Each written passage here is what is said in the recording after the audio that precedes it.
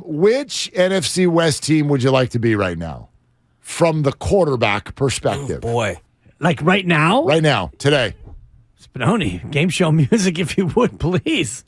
I don't even know if we need it, but thanks. I still would say by default it would be the 49ers because Seattle, you are going to re-sign Geno Smith, right?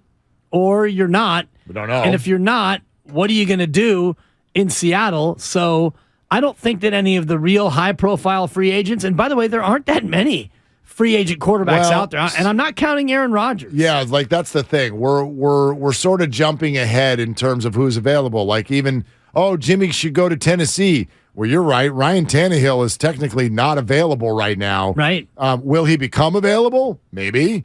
But there's Jimmy. If you're Tennessee, would you rather have Tannehill or Garoppolo? Oof. See, that's kind of the point there. I think Garoppolo. I think Garoppolo just because he's more accomplished, and you feel like you've reached as high as you're going to go with Tannehill with that particular group. And Jimmy would be fitting into a scenario that's very similar to what he knows before. Elite running back, good defense, a coach that wants to win the game 23-17. I'd rather go Jimmy, but it's not.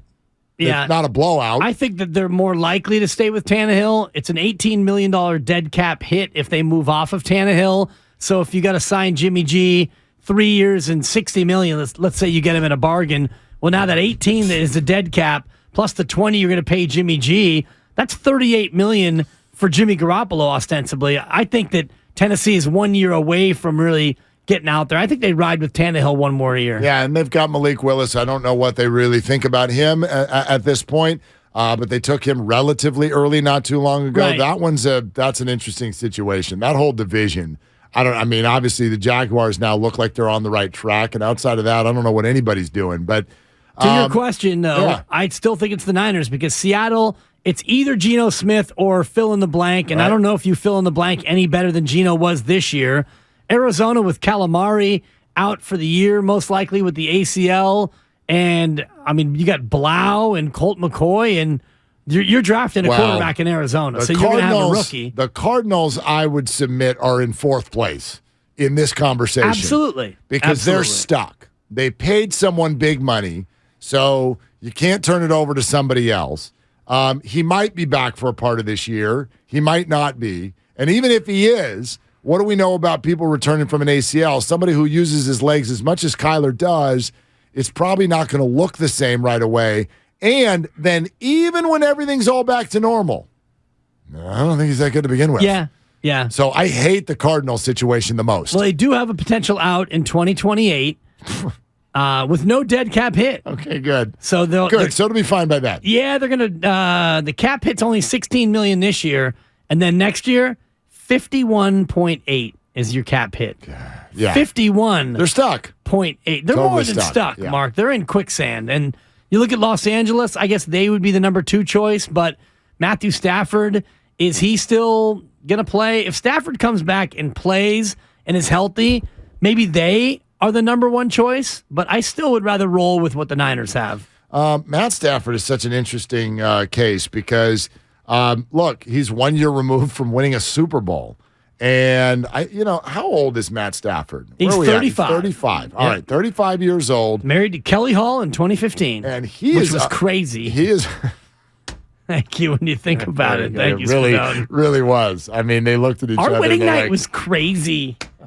Yeah, sorry, Kelly. I heard that Kelly's maid of honor speech started with, it was crazy because, that's Matt Stafford. He's like a quarterback. He's famous. It was crazy. Anyway, he's signed for 4 more years. The out is in 2026, which means it's $49.5 million in 2024 and $50 million the following year. Yikes! Then you have he's not retiring. No, then you have the rumors about his back and his neck.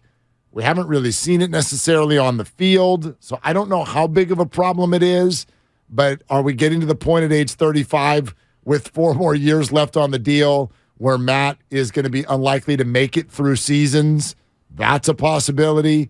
And then same conversation as Kyler Murray. He gets all the way back and everything's normal, right? He's ready to play. Here we go. Matt Stafford, Cooper Kupp's healthy, all that. Is he still elite, or does he have a Golden State Warriors feel to him where after his Super Bowl, it started to end quickly because, I mean, wasn't he leading the league in interceptions when he got hurt last year? I think he was. Yeah. So, yeah, I don't hate their situation, but it's not great. No, and it's not great, especially if he's not as healthy, or like you're saying, is he not as motivated, or are they not as good? Because they're on the hook for Stafford for 3 more years. They don't have a potential out until 2026 unless they want to take a huge cap hit, because they owe him a lot of money still, Mark. So they're not in as bad a spot as Arizona, and Stafford's a better quarterback than Kyler Murray is, without a doubt, but he's not getting any younger. 35 this upcoming year, and the Rams are kind of in an interesting spot coming off a bad year. The thing about the 49ers situation that I think is different than the other 3, though, is this is like desperation level, got to win a Super Bowl window. That's the thing for me that changes their situation. The Rams are not in that. They just won. The Cardinals and Seahawks don't ever have those expectations. The NFC is so open right now, and the 49ers have such an incredible roster, and how much longer will that be the case? How much longer is Christian McCaffrey healthy? How much longer is Debo on the team? How much longer is Trent Williams going to play football? Flirted with talking about retirement just a month ago. So, like, they got to get through right now, and if they don't have a right now quarterback, then that's a huge problem. And the 2 quarterbacks they have, I don't know if Trey Lance is ever going to be that. And I don't know until he has surgery if Brock Purdy is going to be available. And so I'm with you. I think that I'll take the 49ers situation unless we find out in a week and a half that Brock Purdy's arm is just a total mess. And then what? Then what do you do?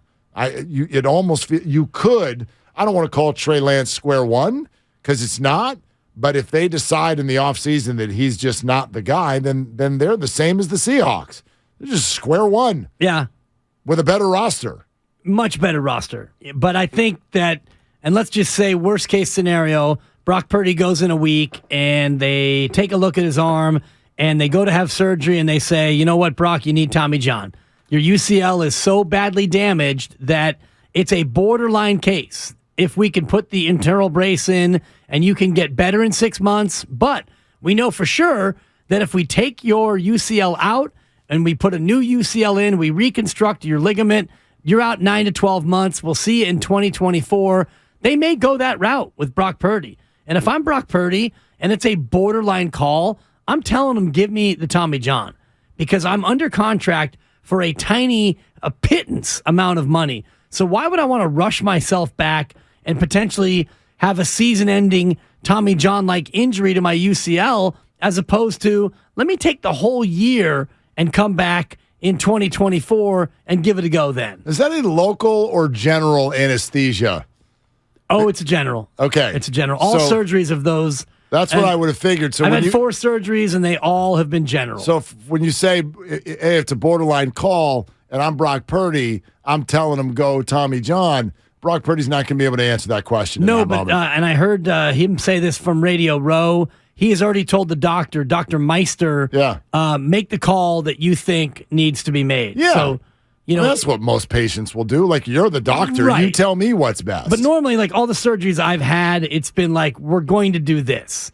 And obviously, if you go in and it's like, oh, we found there's a fork in the road. Exactly. Yeah. You're gonna do what you need to do as a doctor. But when you're dealing with a quarterback, if it's a borderline, whether or not the internal brace will be good enough, or if we should go full Tommy John, if I'm Brock Purdy, I'm saying, let's just do the Tommy John.